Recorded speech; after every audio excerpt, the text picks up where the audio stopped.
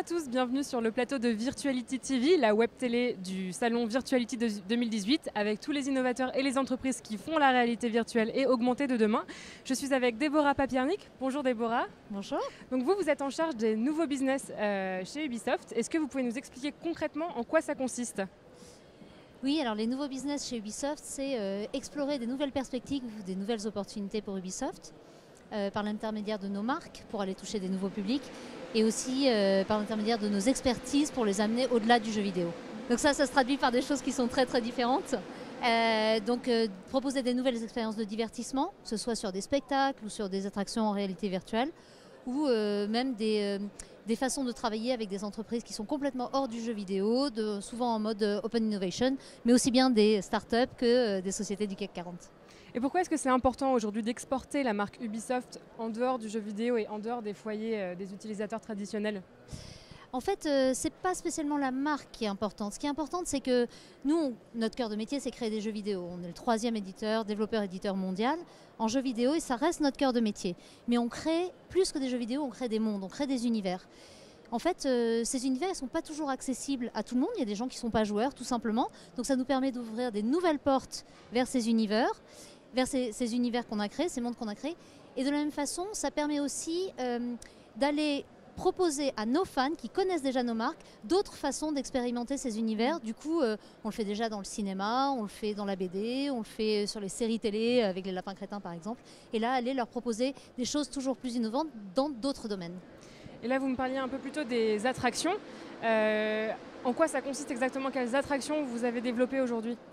Alors nous, ce qu'on s'est dit, c'est la réalité virtuelle, c'est un potentiel énorme en termes de nouvelles expériences qu'on va pouvoir créer. Des expériences qui sont à la fois très immersives et très intuitives. Donc finalement, très très adaptées au grand public.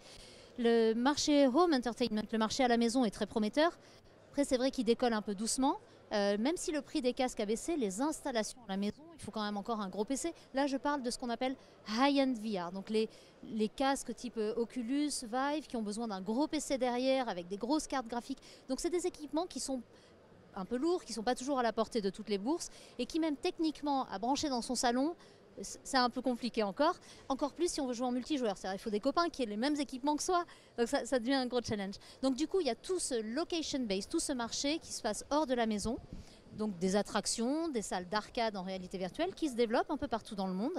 Et puis nous, on s'est dit, bon, il y a ça, donc on travaille avec des sociétés qui montent des espaces d'arcade VR effectivement un peu partout dans le monde, que ce soit en Europe, en Asie ou aux US.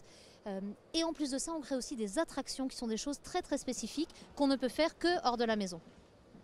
Est-ce que vous pouvez nous parler des attractions que vous avez développées ? Oui, alors la première qu'on a développée, c'est un roller coaster. C'est des montagnes russes en réalité virtuelle qu'on a développées dans un casque de VR.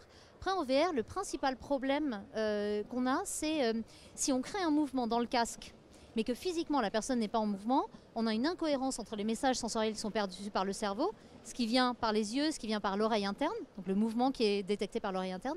Et à ce moment-là, cette incohérence crée un inconfort. C'est pour ça qu'il y a plein de gens qui disent « Ah mais la VR, ça rend malade ».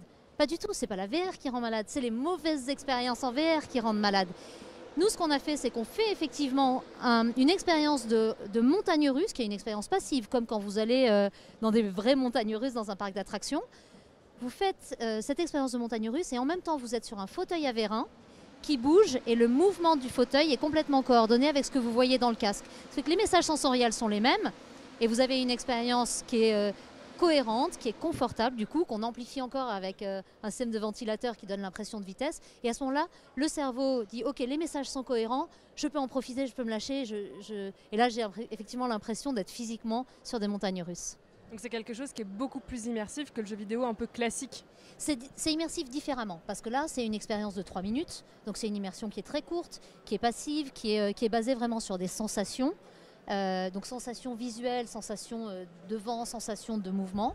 Alors que le jeu vidéo, si vous jouez à un Assassin's Creed, il y a une richesse telle que l'immersion, elle est là, il n'y a aucun doute. C'est juste des immersions qui sont très différentes et qui là sont adaptées à des expériences courtes, plus sensationnelles, on va dire.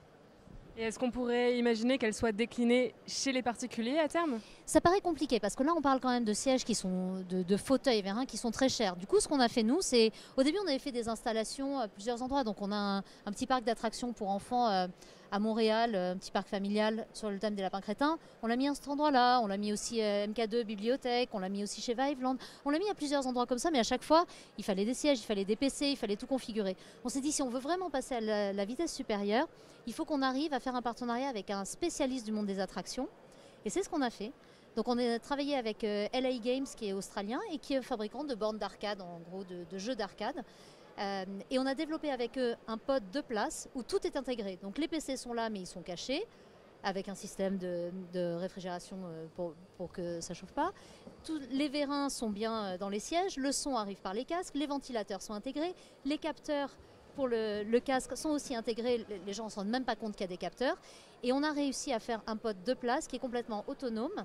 Il n'y a plus qu'à payer, il y a un système de paiement intégré et qui en plus fonctionne sans opérateur.